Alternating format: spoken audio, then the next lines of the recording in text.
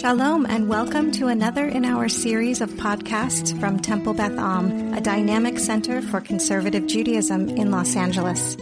My name is Samson Nderitu Njogu. I was born in Kenya, my family, I come from a family of 13 children, so including my two parents, we are 15. And that is a blessing. Also, it has so much difficulties, like sibling rivalries, like each home have. Whether you have two, that happens. So we came. I was born in a place called Eldoret, dominated by a tribe called Kalenjin. You know, they are the best in the world in terms when we come to athletics. So they are when you hear about people who are winning the champion in athletic, that is the tribe called Kalenjin from Kenya. But my family and I, we are from a Kikuyu tribe. And there is always a problem of tribalism. And so when time for election came, they elected a Kikuyu president. And that was a problem to every person called a Kikuyu, wherever you are. And this being a very, very challenging place, we had to leave, not just by wish, but our house was burnt down, and everything we owned was taken, and we only had one cloth on us and had to run for life. And we slept in the forest for some few days, not practicing to be army men, but because of the situation. So we went to a new place, and the only people we knew there is the church people who welcomed us. And we don't know them, we just met them. And we were total strangers asking for food and shelter. We didn't have food during some time, like during the day. Sometimes you sleep hungry, you wake up hungry, and all you have with you is God. Because my parents were good Messianic believers, and they said, today we slept hungry, but look, we are all alive.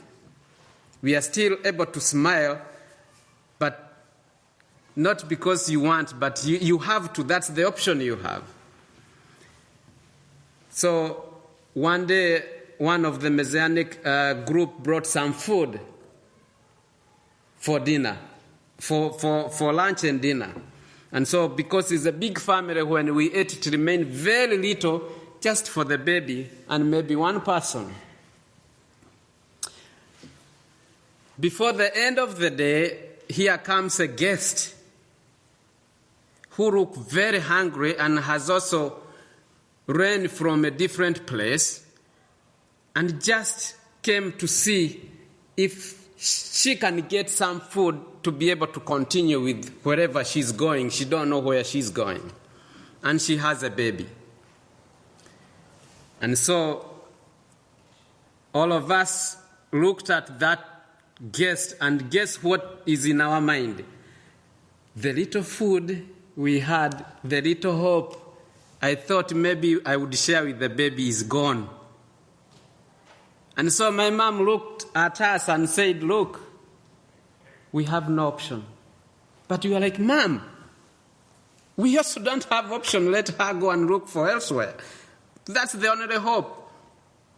And she says, I am sorry, but I'm going to do like your mom, and I want you to copy this from me. So she got the food and divided it in half, for the little baby with this poor mother, and for the baby in the house. And all of us were like, I don't think you're a good mother.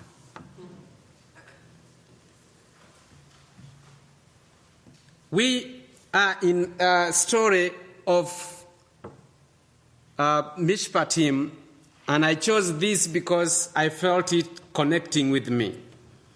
How we treat strangers. There are so many laws about treating the strangers. Even on Pesach, we are asked to feel as if we were in Egypt, to feel like a stranger. It is very hard. Since you were born, some of you have been fed on a silver plate. So how does the Torah ask you to feel as if you are a stranger? That feeling, you can't have it. It's not real. But when you look at the sources, including today when we were saying the blessing, Vayomel, when you are talking about the sisit, that phrase, there is Lema'an that tells you, remember you were a slave in Egypt. Which nation, really, if we suffered in Egypt, the verse also tells us that we remember how it feels to be a slave. Why does even Torah have to emphasize on that? If you were bitten by a snake, they sometimes say even if you see a rope that acts like a snake, you become nervous. But the Torah has to repeat over and over that we were slaves in Egypt, and we should remember that. We are reminded twice a day. But nevertheless, it's still not making a point. So, some rabbis, including Rashi and Ramban, if you look at the sources, come up with some suggestions and questions as well. Should we just treat strangers well because we were strangers in Egypt? Is that enough reason? Or why should we treat them well? Is a question. When I was looking around and I asked Rabbi Google, but I was not able to put Rabbi Google's idea here. He told me that a stranger is anyone who is not in his place, in his right senses, in his own culture, and immediately you leave your house. It's suggesting you become a stranger. When I went to Uganda, fortunately, I have been a stranger throughout my life. When I was 14, I moved to Uganda, and I also became a stranger there. And I met a story. They told me, you just came, you are telling us your story, but just wait, we tell you what we went through. Idi Amin made us strangers in our own country. No worship of Judaism. You cannot even own anything if you are Jew, so they were given out. Not only thinking about being a Jew, so he killed so many of them. He also said this property that belonged to Jewish people, they have to be given out because they are practicing to be Jewish. And then the question, when after some time the Idi Amin left and another president came and said, you can be Jewish, we don't care. All we care is you have to be good citizens and pay taxes. You know what? That's what the most favorite part of the government. So when the community came back, they appealed to the Jews, to us wonderful people seated here and others. And we raised back the community. We gave them something to survive on. And it came time when situation is very hard for all Jews, for non-Jews around us, and for anyone who lived in that place. There was no food. There was famine. And again, the Jewish people, you sent us food. Then the question was, remember yesterday what you did to us? You took our properties, you took what belonged to us, and even you killed some of us. Now, as Jewish people, we have food, we have the power. What do we do with you? And then the Jewish people in Uganda referred to this. What do we do when we have the power? Because now these people have become strangers because they don't have food, and the only source they can now have food from is this food that Jewish community is having. The Jewish people opened their hands and they gave non-Jews food. Not only that, we got, Rabbi Gershom, my father-in-law, got a car, and the people suffering in the area know that people don't own cars. And so the pregnant women, the sick people, die in villages or on the way because they cannot access the hospitals very fast. He said, my car is going to be an ambulance for everyone. And whoever is sick, what time of the night, please call. And that made me learn how to drive, because at first I would drive with my father-in-law in the middle of night to go and pick someone. And he said, you'll not just be sitting in the car. You have to learn how to drive, because we are Jewish people. We have to help the strangers because we know how it pains to be a stranger when you don't have help. I learned how to drive. I took over and I became the ambulance driver. And they would call me when I have just come from hospital to deliver another one. It was very tough because sometimes I want to sleep. I have an exam tomorrow. But they tell you it's in the middle of night and a woman called, my mom is dying of pressure, please hurry. So the rabbis are asking us a question today. The Torah is asking us a question today. A slave or a stranger can be sometimes compared to someone or a baby at home. When you give birth to a baby, very young one, of course you have all the powers to do whatever you want with this baby. And you should see a stranger in that the same way. They come to this place, they don't know anyone, they don't have food.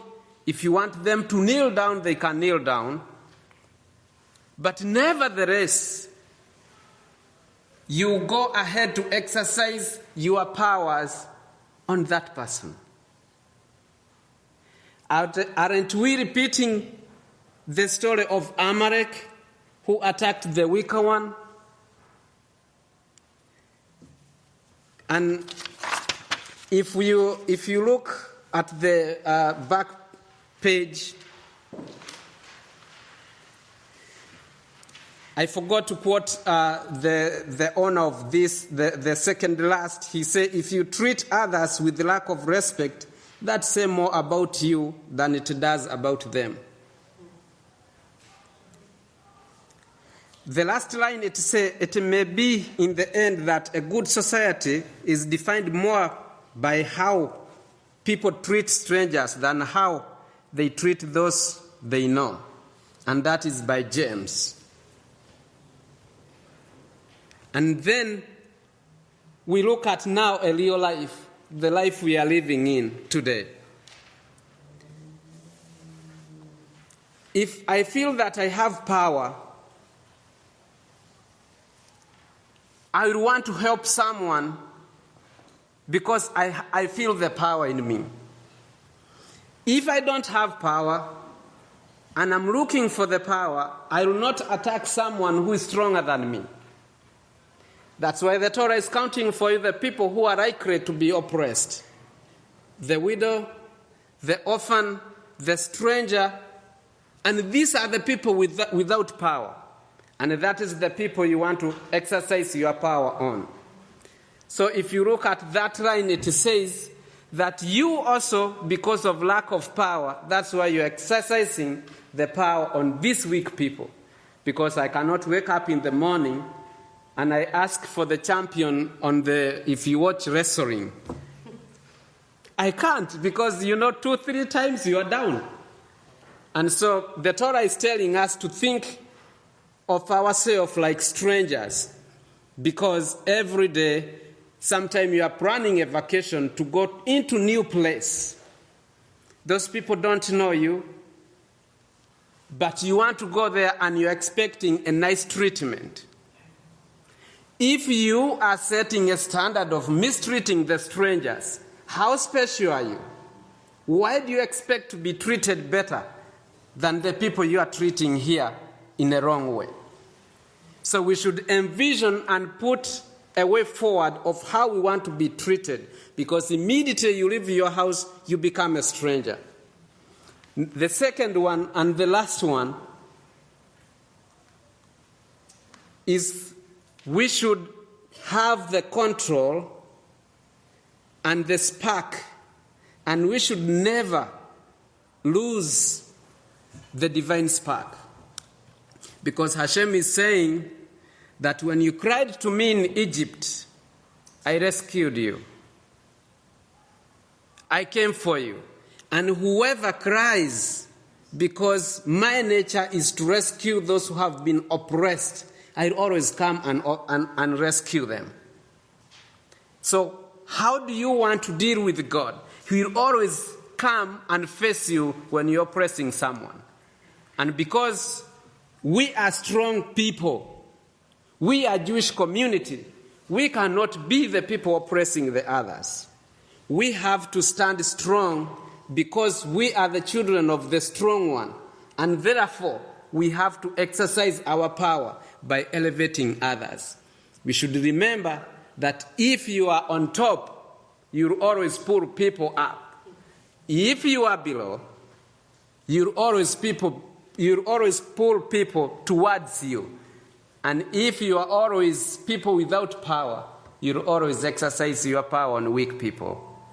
And that is going to be the end of us, and God is going to deal with us harshly, because He is always merciful, and He wants us to be merciful. And remember that we are the children of God, who is powerful, and we should always maintain that power. And the power is elevating other people. You have been listening to another in our series of podcasts from Temple Beth Am, a dynamic center for conservative Judaism in Los Angeles. If you enjoy these podcasts, we invite you to write a review on the Apple Podcast site or wherever you get your podcasts. For more information about Temple Beth Am Los Angeles, go to tbala.org.